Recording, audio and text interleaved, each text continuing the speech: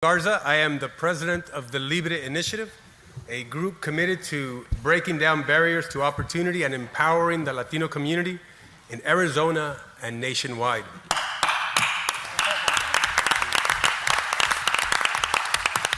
I'm excited to welcome you to Libre's Policy Forum as part of our recognition of Hispanic Heritage Month.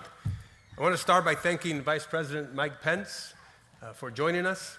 It is a high honor to be able to hold such important conversations directly with you, Mr. Vice President. Latinos from across the country must be a part of the policy solutions that impact all Americans. We're grateful you can be with us today.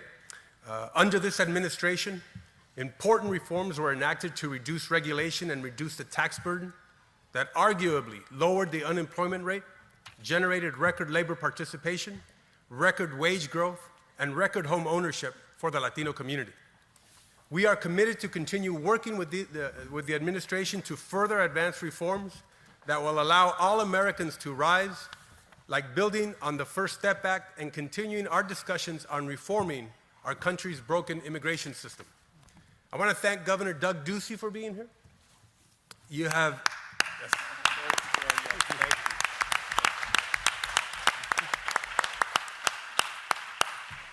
Governor, you have been a valued friend of the Libre Initiative since its founding. Your work on occupational licensing and expanding educational opportunities have increased opportunity for so many. Gracias, señor gobernador. Thank you. Jovita Carranza. Jovita Carranza, our country's 26th administrator of the U.S. Small Business Administration, is also with us this morning.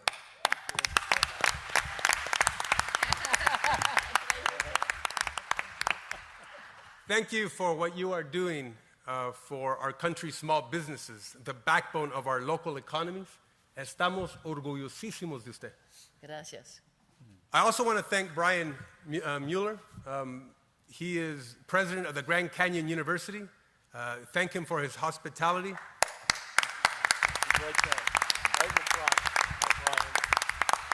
His staff has been absolutely accommodating to us. And we truly look forward to future collaboration. A special thank you to our local staff for all of their hard work in putting this important event together. And last but certainly not least, I want to thank our panel for being here. Janet Mendez, business owner. Thank you. Dr. Mary Manriquez, Pastor Emilio de la Cruz, and Mr. Cesar Zamora. Thank you for being willing to share your stories with us all. This conversation is incredibly timely. COVID-19's impact has spared no one. Latinos, many who are essential workers, fell ill at high rates and experienced job loss and economic insecurity as a result of the imposition of government restrictions.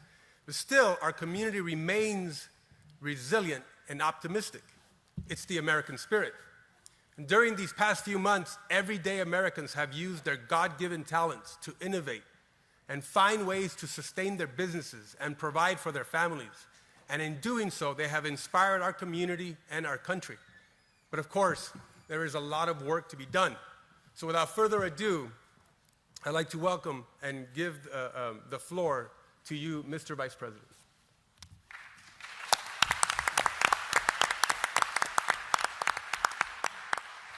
Well, thank you very much, Daniel. We are grateful for the leadership of Libre Initiative. Thank you for all that you're doing to advance the interest of Hispanic Americans across the country. And it is an honor to be with you today.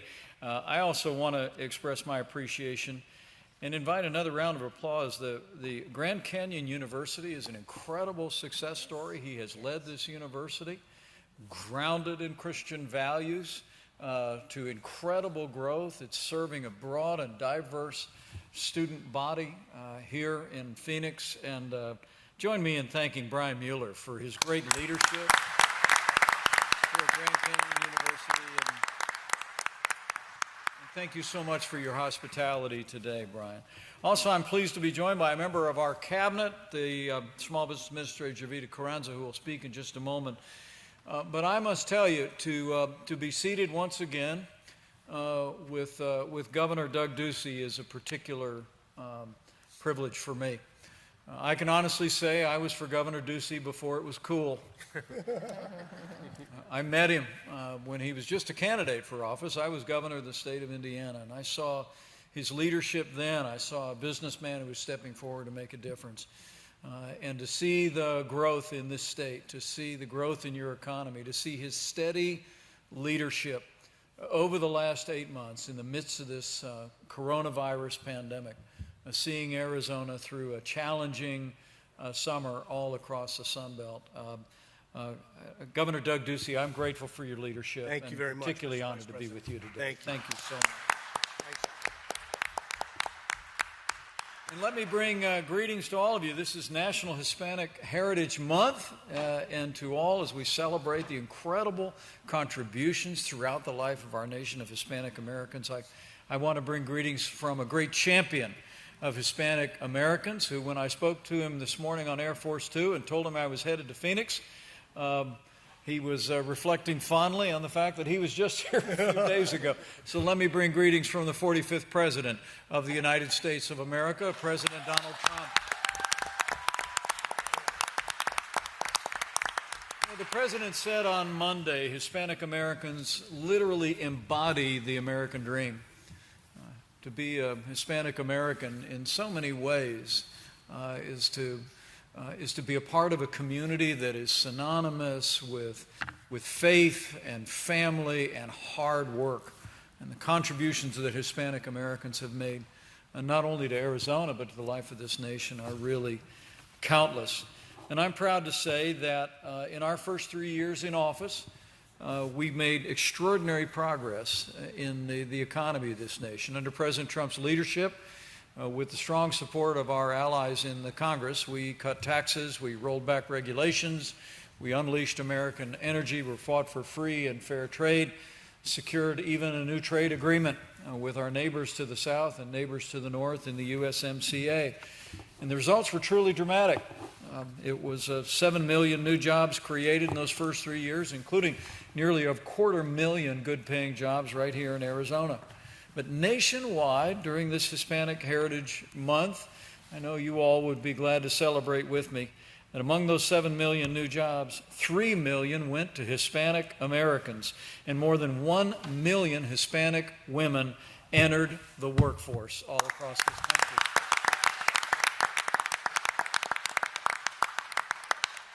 Hispanic unemployment was the lowest level ever recorded in those first 3 years. Median income for Hispanic households reached a record high. 1.5 million Hispanic Americans were lifted out of poverty, and I know, as Jovita will reflect in a few moments, there was a record high amount of home ownership for Hispanic Americans.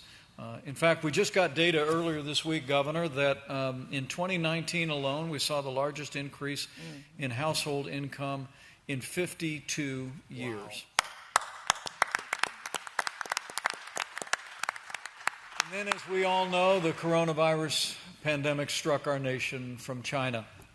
President Trump took decisive action early on to put the health of America first. We suspended all travel from China. We declared a public health emergency.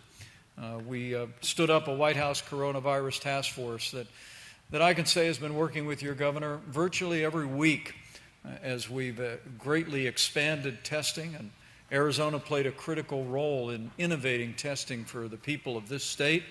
We also saw to the delivery of literally hundreds of millions of supplies to doctors and nurses and hospitals across the country. In the midst of all of that, we've been in the process of developing new medicines like remdesivir, convalescent plasma, and I'm proud to report at this gathering here in Phoenix, we are well on our way to have the first safe and effective coronavirus vaccine before the end of this year. In the midst of that, I know that here in Arizona, this was a challenging summer through which we just passed. But thanks to the extraordinary cooperation of the people of this state, putting the health of your neighbors and your families first, and frankly, the strong leadership that Governor Ducey and his administration provided, you've seen incredible progress here, and we want to commend people of Arizona. We were proud to partner with your governor to surge testing, particularly to underserved communities, community-based testing sites here in Phoenix and all across the state.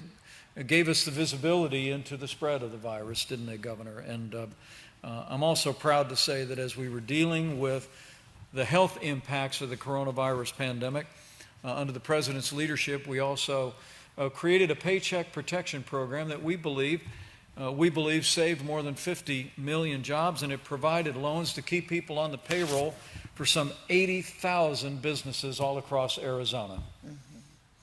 And 60,000 Paycheck Protection loans across the United States of America specifically went to Hispanic-owned banks nationwide.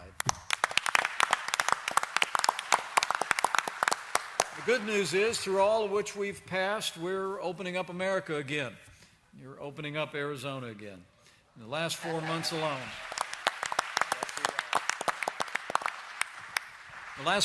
alone, demonstrating the incredible character and resilience of the American people and the American economy. 10.6 million Americans have gone back to work, including 140,000 people that have gone back to work in the last 4 months right here in Arizona.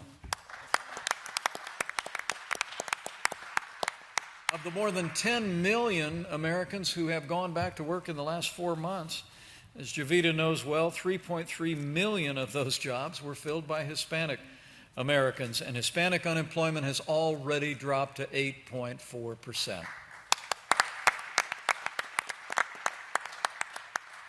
So we're on our way back, Arizona, and Hispanic Americans are leading the way.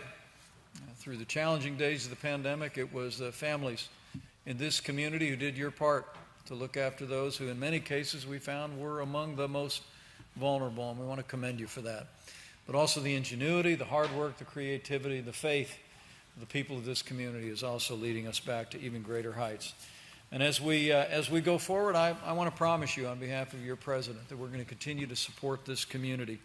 In fact, we just broke the news today that 2 of the largest infrastructure grants in American history have been awarded to Puerto Rico to help that territory recover. And we'll continue to support law enforcement. One of the things the president is most proud of is the fact that half of our Border Patrol agents across this country are Hispanic Americans who secure our borders and protect our families every single day. And under this president, we've supported Customs and Border Protection, and we've also made record investments in border security and built more than 300 miles of a border wall on the southern border.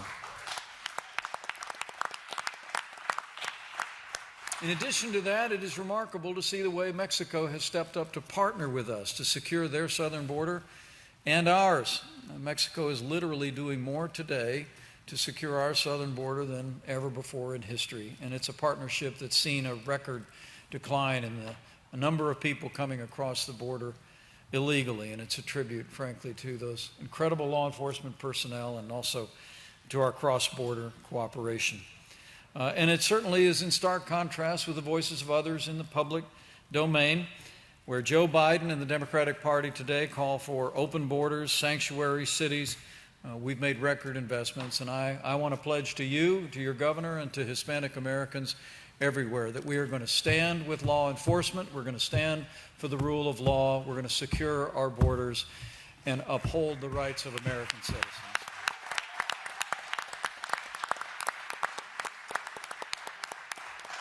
And also, while Joe Biden and the Democratic Party are talking about ending school choice, in fact, ending charter schools in America, I want people in the Hispanic American community here in Arizona to know that in President Donald Trump, you have a champion of school choice and a champion of charter schools.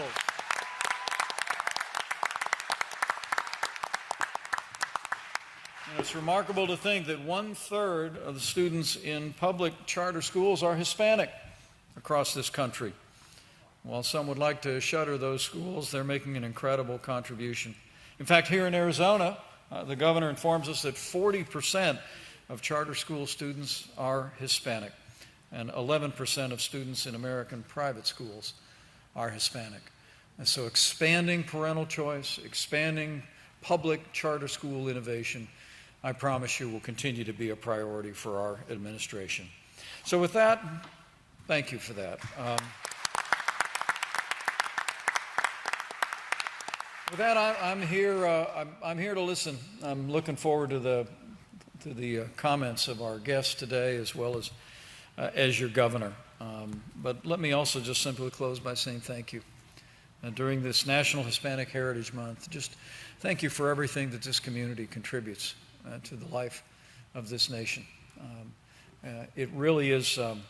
It is humbling to be able to spend time as I travel across the country with Hispanic Americans to hear the incredible stories, testimonies of faith, testimonies of entrepreneurship, testimonies of the American dream, and to see the values and the faith that are so synonymous with this community. I truly do believe as we make our way through this challenging time, as we work to bring America all the way back, we do well to recognize in National Hispanic Heritage Month that Hispanic Americans have always made this nation strong and great, and we will lead together to even a greater future for the American people for many years to come. So thank you for who you are.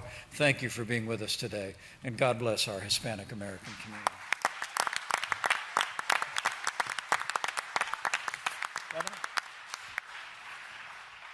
Let me begin by just saying once again, welcome back to Arizona, Vice President Pence. We're thrilled to have you here and grateful for your partnership and leadership for our nation and for our state. I want to welcome Administrator Carranza. Thank you. We're thrilled with the small business results that we're having in Arizona, and I'm going to take a couple minutes and brag on those as well. And I want to say thank you to Daniel Garza and the Libre Initiative. I love the passion with which you talk about this initiative. I actually think I knew you before this launched, and I just want you to know that myself and the state of Arizona are all in on the Libre Initiative, and I wish you Godspeed in everything that you're trying to do. I also want to congratulate Brian Mueller. He is an incredible leader. He's an incredible academic. He is also a business person who has got an unbelievable model here at Grand Canyon University. They take the Christian mission and actually improve the area around them in terms of grade schools and high schools. And I don't think, and I'm here quite often, I don't think I can come to this campus without some new gleaming structure having been built, and none of it at taxpayer dollars. Congratulations, Brian. It's just an incredible success. It's been an unbelievable week in Arizona. On Monday, we had the President of the United States. On Wednesday, we had Ivanka Trump. Yesterday, we had the Second Lady, Karen Pence. Today, we have the Vice President.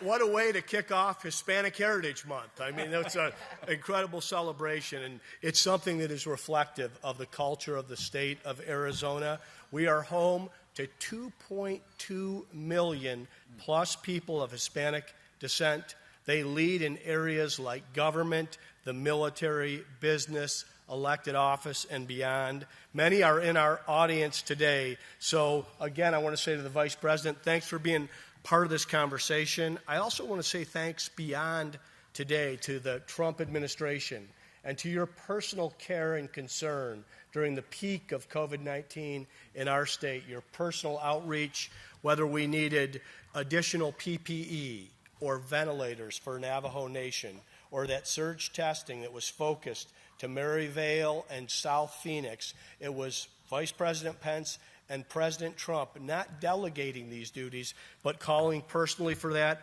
I'm grateful for that because I want to get back to where we were and above in Arizona. You know, the Tax Cut and Jobs Act had Arizona's economy booming with more momentum than any other state in the nation. Administrator, our unemployment dropped yesterday from 10.6 to 5.7. It's the largest drop in unemployment in Arizona in modern history.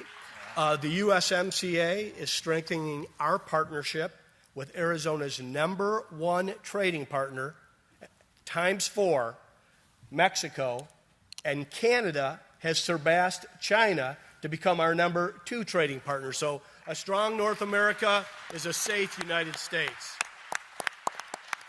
And lastly, I want to say Arizona's incredibly proud of its reputation around school choice.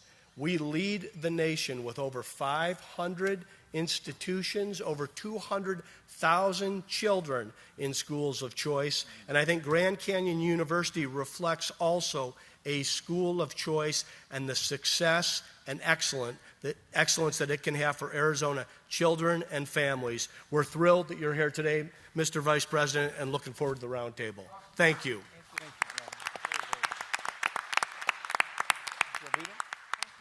Thank you very much.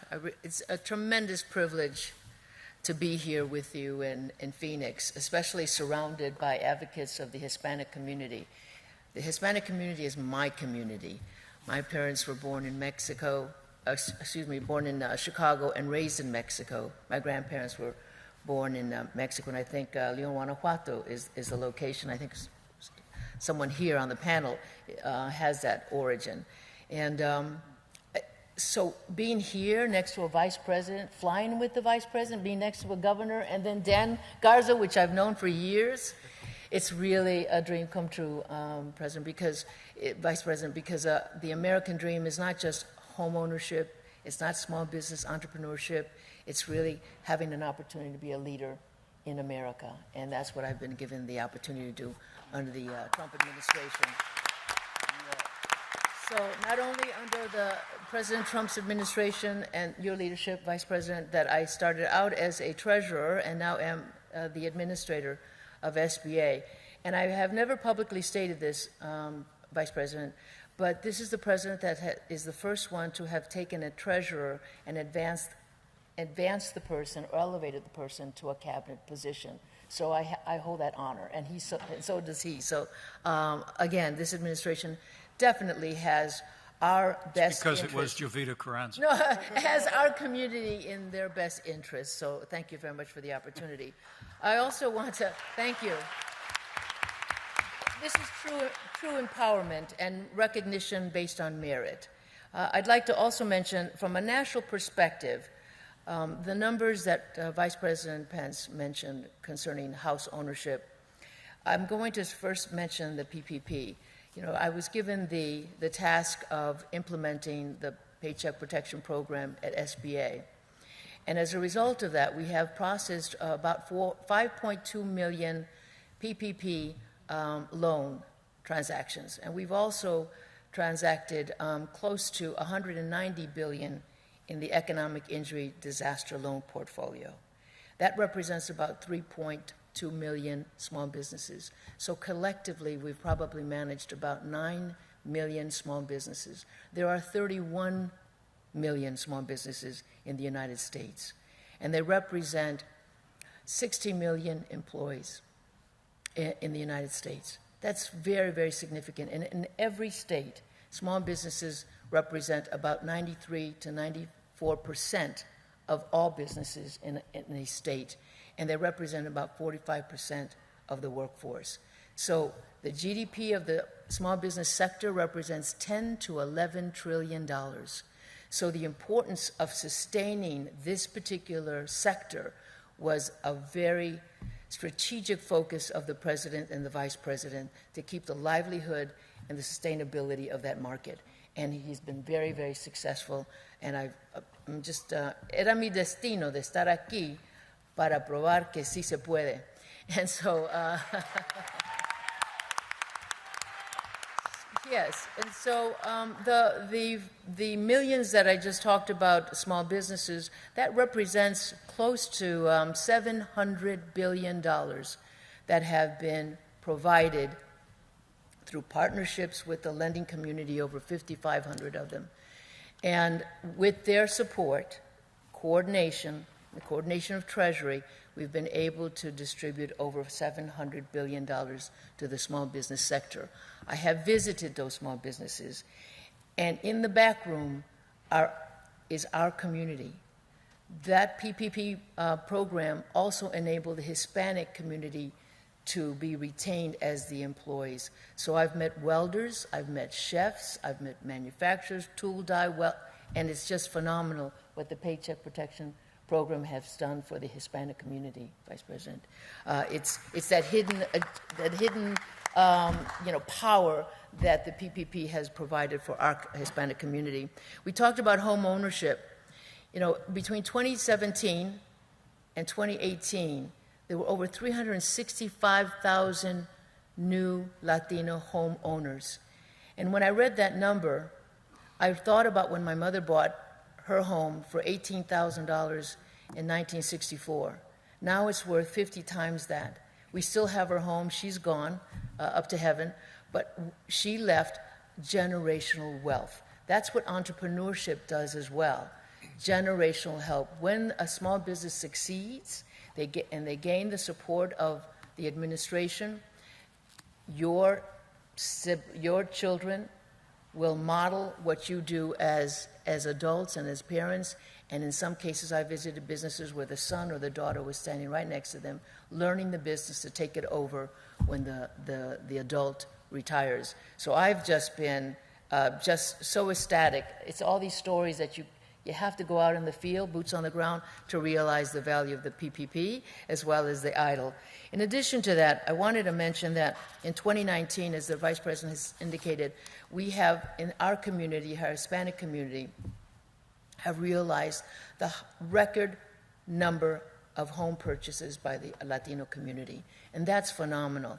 That's because we have been able to be employed, we have been able to be educated, we have access to various educational venues, as well as we will also realize the tax cuts, which really helped significantly, and the Jobs Act. So this administration has not only looked at the entrepreneurship, but the educational piece, the tax structure, as well as trade. And we won't get into that today, but let me just mention the Hispanic CDFIs. There are community deposit financial institutions that are led by Hispanics. I'm not going to give you the number because it's a double-digit number. It's about 36 nationally. But they provided close to $4 billion under the PPP program. What's really unique is that they applied to become a delegated lender with SBA to be able to provide the funding. What we also did was partner with the private sector like Goldman Sachs and others, fintech companies, to provide liquidity to those CDFIs so that they could provide loans to the small businesses. So it's been a holistic approach to making sure that we stepped up and sustained the GDP, half the GDP of the small business. And in closing, I want to say that the medium Hispanic small business employee has about 1 to 4 employees as an average. And 70% of the $700 billion that I mentioned earlier went to small businesses that had anywhere from 1 to 10 employees. So, Vice President, we touched the smallest of smallest business, and we really tapped into the underserved market. And for that, I'm very appreciative of giving us that opportunity to provide liquidity to our small businesses. And in closing, thank you very much for the invitation and for being such a great host. Great words. Great words. Bueno, platiquemos. My senator from Texas, Ted Cruz, likes to say, America has to be that country where anybody with nothing can achieve anything. Yes. To do that, we need a strong and vibrant free market system.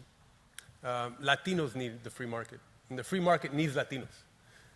I like to think of us as a vanguard for the free market system, and that's our work, is to create that. And our small business owners are champions in that effort. I want to introduce Jeanette Mendez. She is a business owner, and she'll introduce herself real quick here. But, Mr. Vice President, COVID, as you know, had imposed restrictions from governors across the country in trying to mitigate the contagion of the spread of the infection. But that, of course, brought a lot of small businesses to their knees in prayer, trying to overcome what these challenges brought onto them. Jeanette, I know that in your business, You had a unique situation where your admin staff, you're a contractor, a designer as well, an architect. Your admin staff was decimated because of initially the infections. And so you had to resort to digital work from home kind of thing. But then something happened to bring it back. And I want you to sort of talk about that story as to how you innovated and how you overcame the challenges that were imposed by COVID. Thank you. First of all, thank you for having me here. It's an honor. Vice President, Governor, thank you. My name is Jeanette Mendez. I was born and raised in Mexico. I was sent here when I was 20 years old to a university. My father believed that the United States was the #1 country, and he was a dreamer. And that dream came along the family. My sister, so am I, have degrees in here, and we're very, very grateful for Arizona because our degrees came from this state. We love this state. And in return, as I was going through my schooling and my experience in working, I always wanted to give something back. I was younger. I didn't know how, but I knew eventually God will put me in the position where I was going to be able to do it. I'm a Christian. I love God, and I think everything that happened is because of Him. So being that said, I started working and consulting. I'm an architectural designer. Within that, I went out to market and started consulting for investors, contractors, and I partnered up with this crew, the Patterson Homes. We do amazing work here in the Valley. We employ 60% of Hispanics. I feel very, very encouraged and proud to say that because that being said, we educate our people in the company. These people do hard labor for us, electricians, painters. All these people come from the Hispanic community. We educate them, open up LLCs, do taxes. Why? So that you guys eventually can be homeowners and just, giving those privileges to our employees. In the pandemic, we were forced to shut down because we're such big company there with all these employees going in and out, and they say we can have this. We got some of the employees infected in the company. As business owners, we said no. If God is with us, nobody's against us. We're going to pray, and the power of prayer, we're going to make this happen. We cannot have people unemployed because what's going to happen to their families? They're providers, and that's who we are, Latinos. We do everything with passion. We want to provide to families. We want to help each other. And I said, okay, so what are we going to do? Homeowners don't want us in their homes. Nobody can do any kind of construction investment right now. The economy, it's so insecure, it's so unknown. What's going to happen? So we, as Latinos, and like who we are, we innovate. And that's who we are. I mean, Arizona is one of the growest states in the economy. It's just booming right now. So we decided if we can do this, what are we going to do so we can fulfill and succeed and we're not going to shut down? So we reinvented ourselves. We use our gifts and our talents, and we said, okay, I'm an architect. I can do anything right now, but we're not going to shut down. You're a contractor, and then we have our families. What are we going to do? We started fogging. We came up with this fogging systems, and we're like, we're just going to provide these services for now. Who wants to be part of this? Let's just innovate. Let's reinvent ourselves. Let's open up everything virtual. I mean, thank God for internet. Everything through video, through everything we can, just to keep it going and running for the employees. We had none unemployed. Everybody working, everybody on staff, with precautions, with guidelines, but we made it through.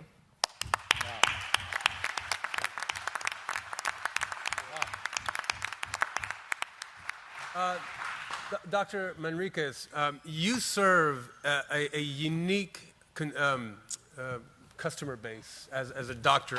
And Governor, here in your state, a lot of folks live in the rural areas, isolated from cities, and they are very far away from healthcare, access to healthcare.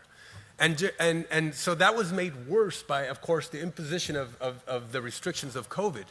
So how are we to reach these folks who are already sort of cut off because of distance and their unique situation? So, Dr. Manriquez, if you can talk about what you were able to do through innovation to expand access and the quality of healthcare to those folks in these rural areas that were isolated.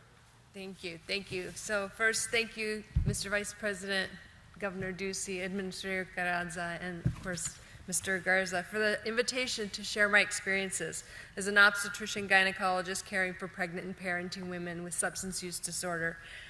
And as the director of a pipeline program in the addressing the need for underrepresented and disadvantaged students into medicine. I was raised in an Arizona copper mining town, Kearney, and I was born there 56 years ago. And there I had my tonsils removed as I needed to, and I also had great dental care. Today, the people of most rural communities need to travel 1 to 4 hours to access advanced health care. And in my specialty, that means having your babies delivered. During the normal course of a prenatal care, women have 12 to 14 visits in 9 months. If they have high-risk circumstances, that can be up to 20.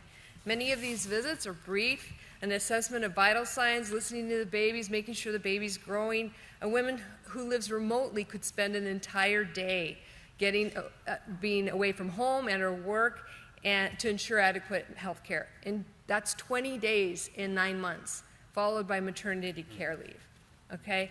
Telemedicine appropriately offered with two-way communication, technologies such as Dopplers to listen to babies, portable blood pressure machines, units that relieve the huge burden and reduce missed appointments that really burden their health, as well as, you can imagine, busy visits in the office.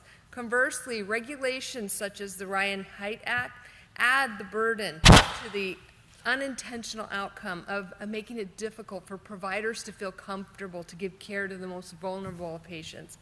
COVID-19 rapidly required solutions to care for patients in a virtual format. Fortuitously, we were able to, at least anecdotally, demonstrate that their care wasn't compromised. On the contrary, I'm able to see my patients in their home environments and ask questions that are related to social health determinants that I may see. A very important need for humans is to relate. The most likely physician to recognize negative social determinants of health is one who has personally experienced them themselves. Recruiting students from rural, native, and urban areas without resources is so important in providing unbiased and competent care, compassionate care. At the University of Arizona College of Medicine, Phoenix, we intentionally recruit those individuals, put them through curriculum that give them a leg up and level playing field. Many of them become leaders as they matriculate into medical school and are contributing to the advancement in health for their populations. Physicians like myself support immediate legislative steps to make permanent many of the regulatory reforms instituted by the federal agencies to fight COVID-19. In fact, in a recent poll, the majority of Hispanics are in favor of relaxing healthcare regulations to give more flexibility to doctors, nurses, and researchers who are fighting COVID. We ask you, Vice President, and the Congress to ensure the healthcare deregulatory efforts are made permanent. Thank you. Thank you, Doctor. We'll do it. We'll do it. Cesar, education for our children is vital. Daniel, if I may, By all means. I'm just so impressed with the first two. I can't imagine what By all will here next. Tough acts to follow. I want to really commend Jeanette for talking about reinventing your business, for your obvious testimony of faith. It's very inspiring. Reminds us of what we're celebrating in National Hispanic Heritage Month. And I just want to commend you for that, for being there for your employees and seeing them through. Dr. Manriquez, thank you for being there, being a caregiver, as well as an academic during this challenging time. And I just want to tell you and all those gathered here that the innovations that President Trump and our team at the Center for Medicaid and Medicare Service advanced in telehealth, we are going to make every effort to make those permanent in the years ahead. Okay?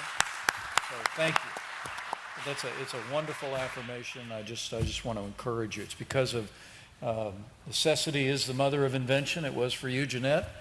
It was in our healthcare services, but we've really learned how to break down barriers and be more innovative and more creative in the delivery of healthcare services in this pandemic. And I want to assure you that we'll take your counsel.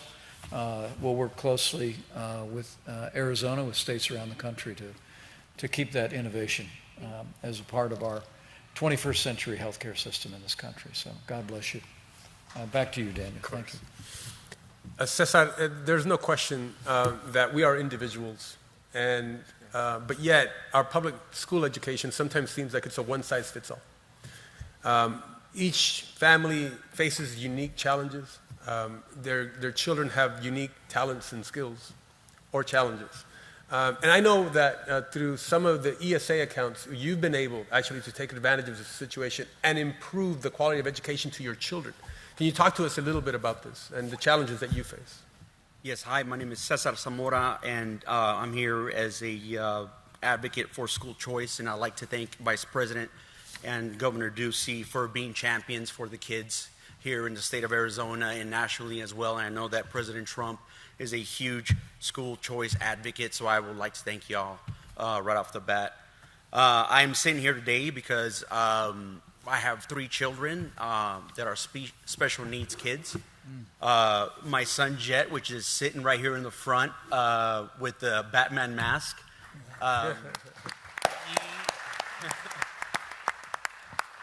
He is why I am here today. In first grade, Jet was diagnosed with dyslexia.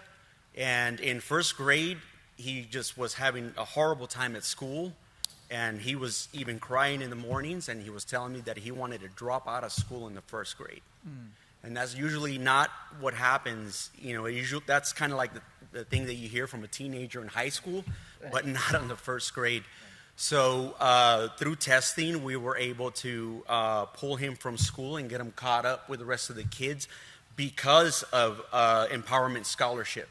We were able to take that money and put him in full-time dyslexia tutoring, also in speech therapy, occupational therapy, and believe it or not, dyslexia is not just about flipping letters. It also affects your core. You have a weak core.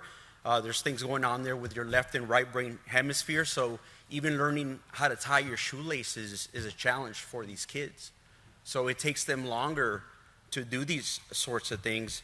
So his self-esteem really dropped, and he was only in the first grade. So we had to do something, and we just did everything. We got him into physical therapy. He was exercising and doing everything that the physical therapist instructed him to do. He's an avid ice hockey player since he was 3 years old.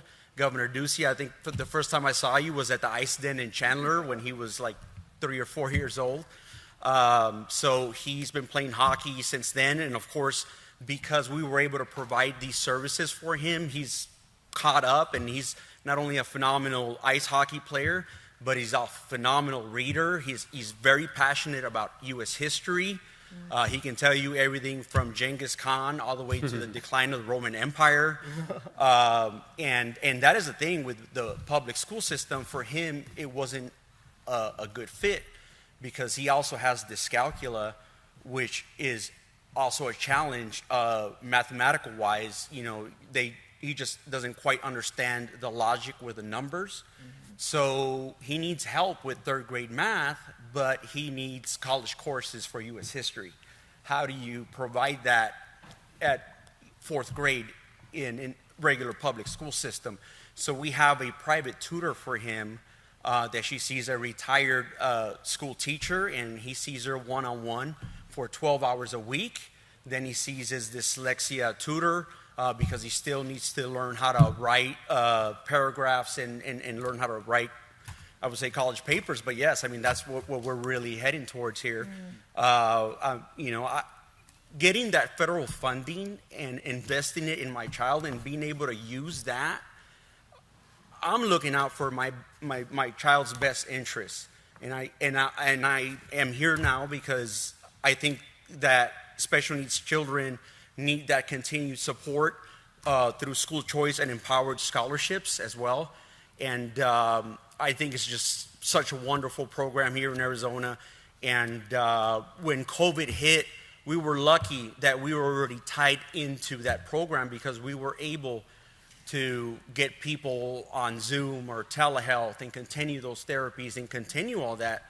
And everyone else that wasn't tied into that type of program, they kind of got shuttered out, and everyone was like, what am I going to do? I'm just going to sit here with my kids. I can't go to work now. So we were blessed that we were tied into the Empowerment Scholarship. And I just, because of that, I mean, I could be raising the first Hispanic president here, and I don't even know it, right?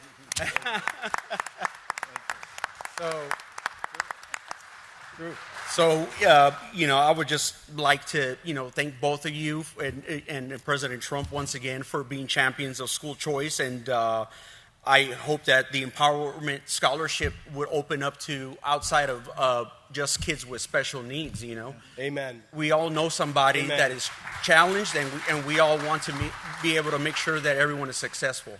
That's great. Thank you, Cesar. Great words. Powerful testimony. Thank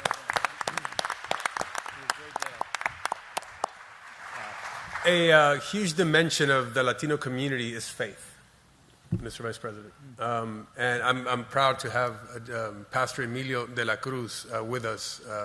He supervises over 50 churches here in the Phoenix area.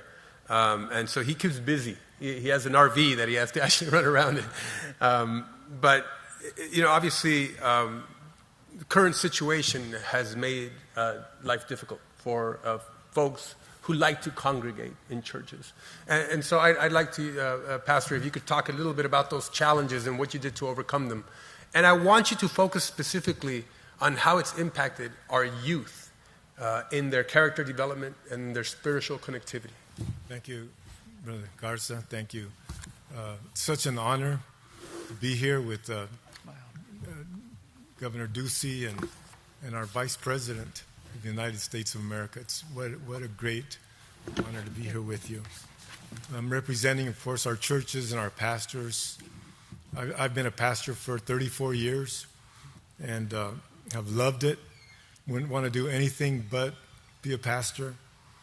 But, these times that we're going through, our pastors have not been exempt from the struggles and the battles and the challenges of this time.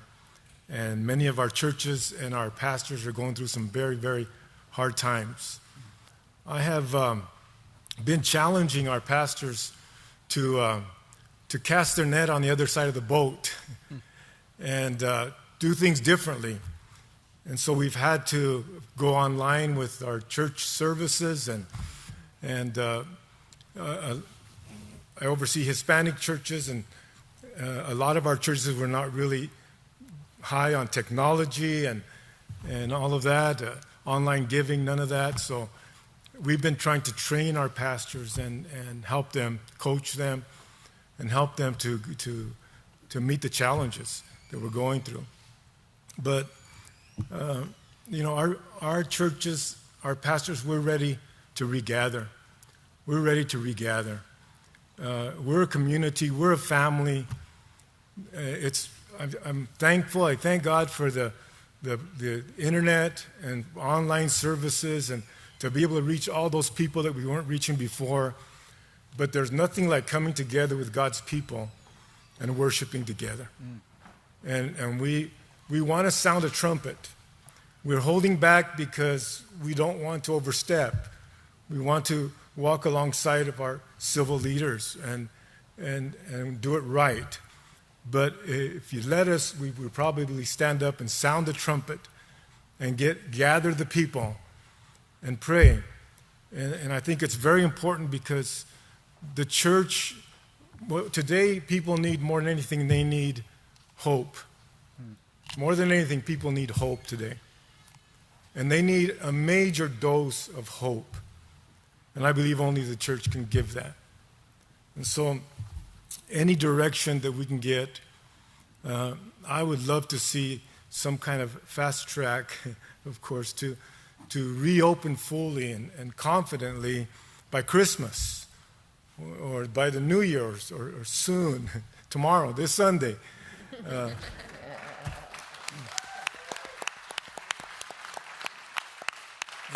It's not easy. We as pastors feel responsible for our church and want to do things right. Our young people, I believe that for a lot of our young people who are in our Hispanic churches are at risk, I believe that many times the church makes a difference between which path that young person takes.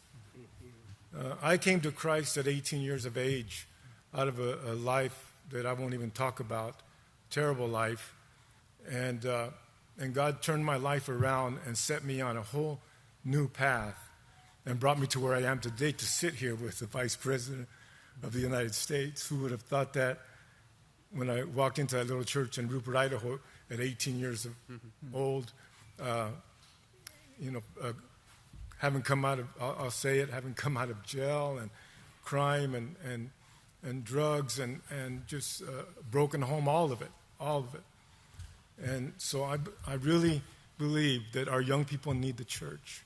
They need the mentorship, and they need to be able to develop the biblical world vision, and to grow in Christ. Thank you, Daniel. Thank you so much, Pastor. So before we close, Mr. Vice President, I don't know if you have any last words that you would like to say. Well, it's just very humbling to be among so many great Americans. Thank you all for coming today. Thank you for helping us celebrate National Hispanic Heritage Month. Thank you for your witness. Cesar, you can tell Jet that Batman was my favorite too when I was his age. Probably still is. And I can tell that's a remarkable young man, but you're a remarkable dad. Thank you for being such a great witness. The president and I, like your governor, really believe that parents ought to be the ones that choose where their kids go to school.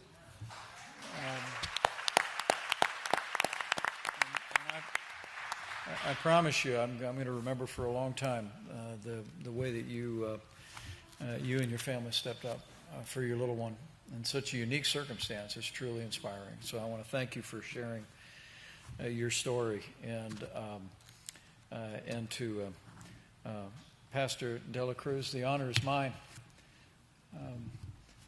I made the same decision when I was 18 years old, put my faith in Christ, and that